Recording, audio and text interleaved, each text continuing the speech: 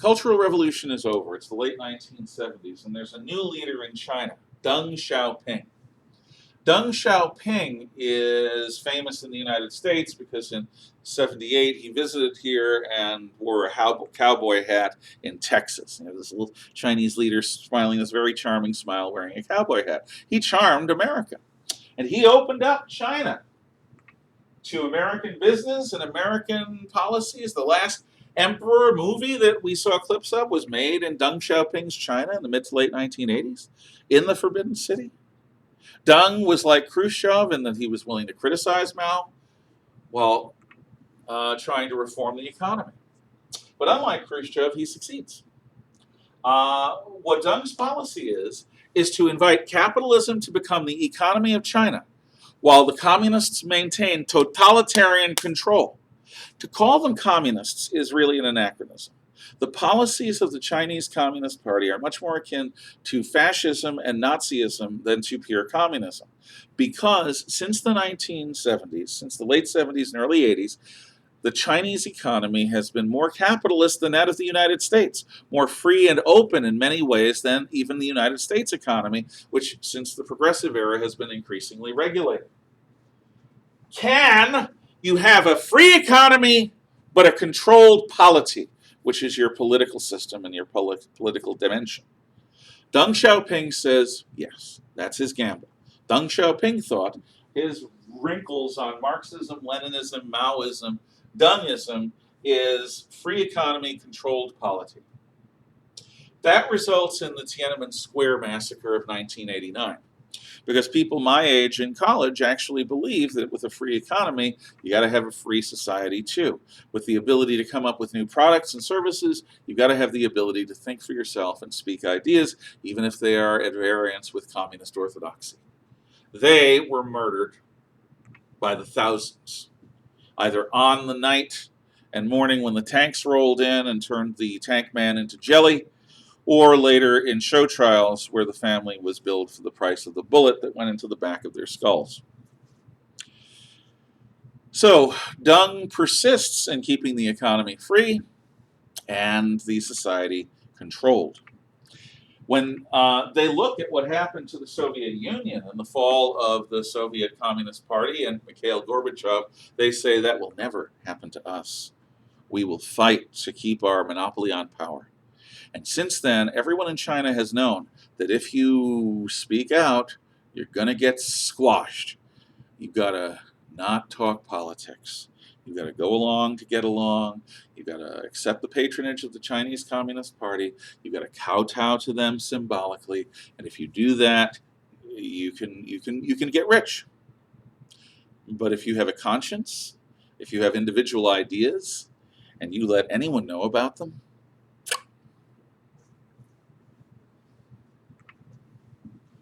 Xi Jinping, the current president of China, is the inheritor of this system. To the shame of President George Herbert Walker Bush, within months of the Tiananmen Square massacre, American diplomats are sniffing around the edge of China saying, we didn't really mean it when we said bad things about you because of the massacre. Let's do business. Shameful. And since then, American policy, up until at least 2016, has been to bolster the free market of China with the assumption that sooner or later they're going to have a free society. No, because every company has a Communist Party board, and that means that every company has Communist Party spies. And anyone who does anything that is at variance with the party in mainland China is going to be noticed. And if they are doing something that irritates somebody in power, and sometimes things happen and it doesn't, but if you do something that irritates the people in power, you will go to a re-education camp. It happened to my friend who's like a brother's mother-in-law. She was disappeared one morning in the early 1970s. Their family had been Christians, and their family had also been aristocrats. So they were targets of the Chinese communist regime. She refused to give up her faith. So she was taken, and nobody knew where she was for 4 or 5 years. And when she was returned, she was broken. She wasn't the same person. She lived for a few more years, got to see one of her girls get to the United States, marry an American, become an American citizen. And then she died because she threw herself into a canal, and most Chinese of her generation anyway can't swim. She committed suicide because she couldn't live with the wounds that had been inflicted on her when she was in a re-education camp. She is one of countless hundreds of millions of people who have felt the iron boot of communism on the back of their throats. So, the Chinese communist leadership has succeeded thus far in preserving a free market economy which allows for technology growth and wealth production and gathering the world's debt, including a lot of America's debt, gathering the world's production, including most of America's production, into the People's Republic of China, to a point where the drugs now that we need to fight the Chinese Communist Party virus are made in China, and there have been restrictions on what we can buy and the quality we can buy and all the rest, because at the moment we've allowed ourselves to be dependent upon Chinese industry. Not a good idea. President Xi was raised in a bubble. The leadership that rules with him is committed to avenging the century of shame from the 1842 Opium War to the 1949 victory of Chinese communism in the Civil War. And that means turning Hong Kong into just another part of the People's Republic of China. It means turning Macau and the other into just another part of the People's Republic of China. It means laying claim to territories that were never Chinese, like the Spratly and Paracel Islands in the South China Sea, and islands in the East China Sea that are Japanese. It means taking by force, probably, at some point, the Republic of China in Taiwan, which is an independent country. It has been since 1949. It means displacing the West. The Chinese are building European-style colonies, a la Scramble for Africa, with an initiative called the Belt and Road Initiative, where the Chinese Communist Party bankrolls the building of railroads, airports, ports, economic infrastructure in countries like Zambia, Zimbabwe, Kenya, Italy, Greece, yeah, in Europe too. But these loans come with very strict clauses that say that most of the work needs to be done by Chinese companies, most of the profit's going to be Chinese, and the Chinese government can withdraw funds as necessary, and that if you default on your loans, these will become Chinese property and Chinese territory. They've already got 99-year leases. That is straight out of the Scramble for Africa playbook in a variety of port cities in Pakistan, designed to outflank India, who is a strategic competitor with China for the future. The Chinese now have Djibouti in the same boat at the mouth of the Red Sea. The Chinese have stretched out their power into Asia, Africa, and Europe, and in Venezuela into the Americas, with the intent of establishing a para-colonial relationship with these countries, with the intent of driving Europe and America to second or third class status. And they believe that they will eventually avenge the century of shame, that it's inevitable that by us allowing our economy to become dominated by industrial production in China, we've presented ourselves vulnerable. We've shown ourselves unwilling to do the things necessary to survive. American companies have been willing to go after a quick buck rather than look at the strategic implications of their choices to deindustrialize here in the United States. But there's something else. During the Cold War, the Soviet leadership all had experienced World War II, when the Soviets lost about 30 million people. They all never wanted that to happen again. Khrushchev had been at the Battle of Stalingrad as the chief political officer or commissar. But Xi Jinping and his people have never been through anything like that. They were shielded from the excesses of the Cultural Revolution, raised in privilege. You see the size of Xi. He's always had a good diet, lots of protein. He was raised like the old Lebensborn program under Nazism, along with the cadre of leaderships to be, or of people of his generation to be the new leaders of the Chinese Communist Party. They were raised for this purpose.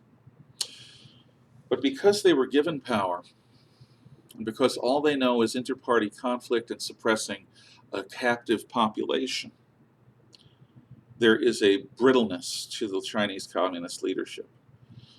Vanity and egotism, fragile egos. It was very important to them that this not be called the Chinese flu. It was very important to them that the World Health Organization suppress pandemic news and the fact that COVID-19 could be passed by humans to other humans directly through the month of December and January. They didn't want any kind of scandal because they are terrified of their own people getting sick of the controls that they have over them. Meanwhile, they underestimate the West. They view the West as a spent force of cowards and victim of its own soft living. The same sorts of things totalitarians said about the West before World War II and in Korea and during Vietnam. So what is different is that the Soviets always in the end chose survival and the prevention of a third world war because they remembered what a second world war was like. In the case of the Chinese Communist leadership, there is no such memory. And their arrogance, their vanity, their limited experience, the fragility of their egos, and the fact that they have no personal experience with defeat or real pain and trauma, except that which they cause their victims, means that the likelihood that they will accidentally blunder into a war by doing something to the United States or the West that we will not accept, and they won't realize until it's too late, they're in a shooting war. Ooh, and a shooting war that they might lose. They can't imagine losing to us. The fact that they can't imagine losing to us, even if we fight, which they think is unlikely, increases the likelihood of war. The Chinese Communist Party has demonstrated what it does to people under its dominion. In Hong Kong, it's violating its One Country, Two Systems treaty and prematurely incorporating Hong Kong into the People's Republic of China. They've turned the Hong Kong police force from a police force that defends the liberty and possessions and lives of its people to protect and serve into a bunch of Communist Party thugs. They have threatened Taiwan. They have threatened their neighbors in the South China Sea by building islands and putting nuclear bombers on them. They've consistently pushed against the Indian border at the Himalayan mountains. They have threatened the Vietnamese. They bankroll North Korea. They have an ongoing propaganda war against Japan for what it did in the 1930s, and at some point they're going to lash out at Japan and South Korea. They're at least whipping their people into a froth. Oh, and they had a one couple, one child policy from the mid-1970s until maybe 2 or 3 years ago, which caused a vast imbalance of boys to girls. And of those girls that are even allowed to be born in China, many of them have been exported to the West by adoption so that those families can have another child, hopefully a boy, because the boys take care of the parents in old age. When you have a society that's mostly male, by a significant amount, that's a society primed for war. Because there aren't enough women to civilize the men, there aren't enough women to turn the men into fathers and family men. And the heart of traditional China was the family and children, and that was destroyed all by the Cultural Revolution and the one couple, one child policy. What they're doing to the Uyghurs is another final solution. No limits, no joke. That is not a bad analogy. They have everything but the death camps. And the fact is, their re-education camps are close. They're not quite Treblinka level, but they are close. You have over 1 million people right now who are ethnic Uyghurs in re-education camps in Xinjiang province. So the Chinese Communist Party and its ambitions to occlude the West and become the dominant world power, to make the world recognize Zhengguo as the Middle Kingdom again, is very dangerous, and we don't know the outcome. Next time, we shift back to Europe.